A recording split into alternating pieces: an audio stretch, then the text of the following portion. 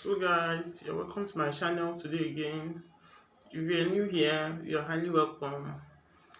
You can check out this family and subscribe, give us a subscription. So this is the dress, the corset dress I made recently, about last year or so. So I don't have the recent videos of the one I made recently. So you see the cup. This is how I make my cups for all my corset, and they fit so well that I think any other person that is using another method will try checking out this one. So this is warden. In Nigeria here, it's probably known as breast pad, and they have different thickness. So this is the thickest one I have as at the time I'm making this video. So I'll go ahead and use this one. But if you have something thicker than this or even harder than this one, we used to say it's hard here, you can use that one. That one will give you a perfect cup.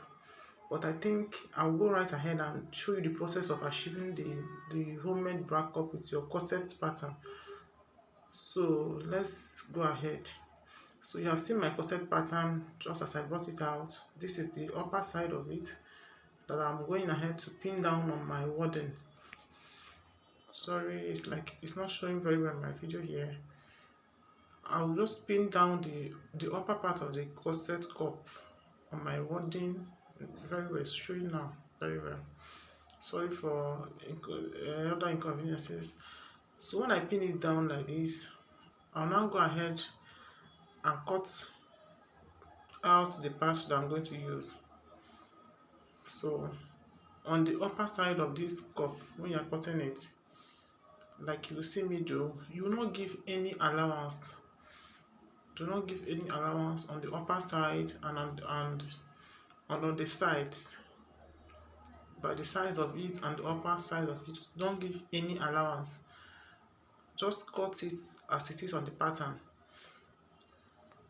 like you see me do on this video. Please don't forget to like this video, share with your friends, and subscribe to my channel. You encourage me so much by doing that. So this is the downside. You give a quarter of an inch allowance. A quarter of an inch, let me just say half cm allowance is what you will give, like you see me doing. So this downside, this is a 3-part corset. The first one you just cut is number 1, then this is 2 and the third part, the second and the third part. I will now go ahead and use a sellotape to join them together, to join the third and the second and the third part. You can actually sew them singly, but this is the best way to do it, to avoid any creasing or rough finishing on the front. So I've joined them together. Then I will now go ahead and pin it down on my warden too, just like I did on the first side. Pin it down on your warden. I believe anybody that have worked with corset before will look at this video and understand what I am trying to do there. So when you pin it down, you now go ahead and cut out with your scissors. So on the sides too, you will not give any allowance on the sides. The same thing with this side, you won't give any allowances on the sides.